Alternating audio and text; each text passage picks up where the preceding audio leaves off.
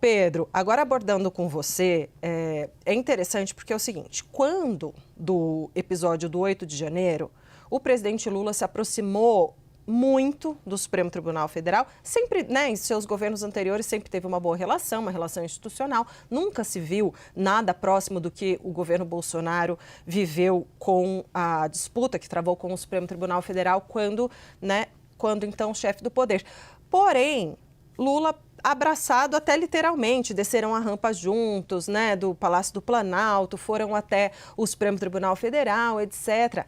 Agora que o Supremo Tribunal Federal está mais, digamos, radioativo, né, pelo que a gente vê pela pesquisa, agora, recentemente, numa entrevista, o presidente Lula já falou, olha, não só falou, como fez questão de contar publicamente, claro, caso pensado, que aconselhou o ministro Alexandre de Moraes, que ontem era o herói da democracia, a não por ter culpa no cartório, mas deixar, sair do caso Master, se dizer suspeito ou impedido, enfim, no caso Master, deixa isso para lá.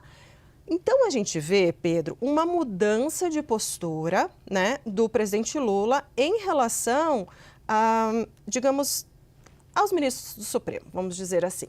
Aí você apurou o seguinte, que o PT está falando em reforma do judiciário.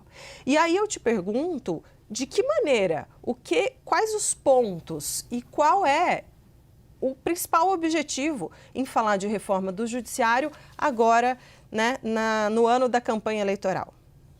Débora, o PT precisa encontrar um jeito de criticar o que aconteceu no Supremo Tribunal Federal sem explodir pontes com Alexandre de Moraes. Não é uma tarefa fácil, mas é uma tarefa necessária. Afinal, 75% dos entrevistados do Datafolha dizem que o STF tem poder demais. O STF, então, está no seu pior momento de desgaste, está contaminando a popularidade do presidente. Qual foi a vacina encontrada? Reforma do judiciário.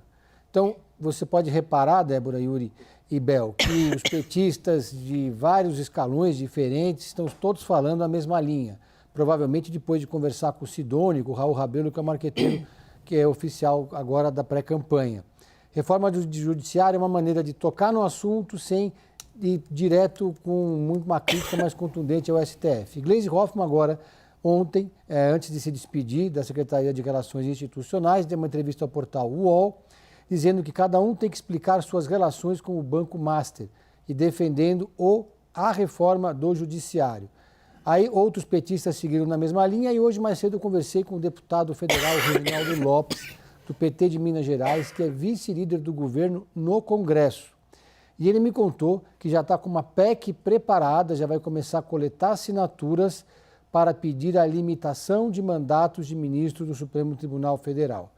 Ainda está estudando se vai colocar também nesse projeto uma idade máxima para aposentadoria. Depois de 65 anos, os ministros teriam que se aposentar.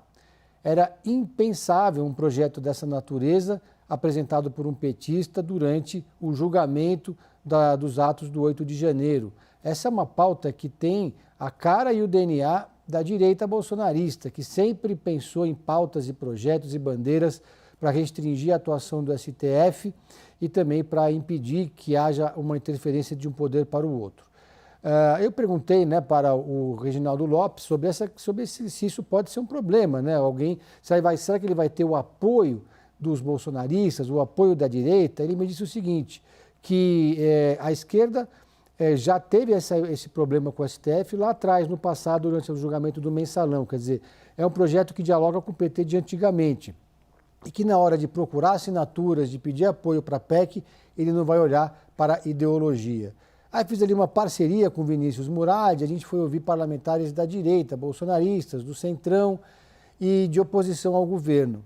E todos eles seguiram na mesma linha, olha, vai ser difícil não apoiar um projeto dessa natureza, porque é um projeto que dialoga com tudo aquilo que os bolsonaristas sempre defenderam em relação ao Supremo Tribunal Federal. Aliás, eles estão com uma estratégia em campo de eleger o maior número possível de senadores, priorizar as eleições para o Senado, justamente para criar embaraços para o Supremo Tribunal Federal ou para diminuir o raio de ação e as prerrogativas do Supremo. Então vejo que esse é um projeto que tem grandes chances de emplacar no Congresso Nacional, unindo governo e oposição. estipulando um mandato de 10 anos para ministro do Supremo Tribunal Federal, algo que, claro, deve desagradar em cheio ao Supremo, mas é uma forma de dar uma resposta para a opinião pública, uma resposta de um deputado que representa o governo, afinal ele é vice-líder, para mostrar que esse caso do Banco Master não vai passar batido durante a campanha eleitoral.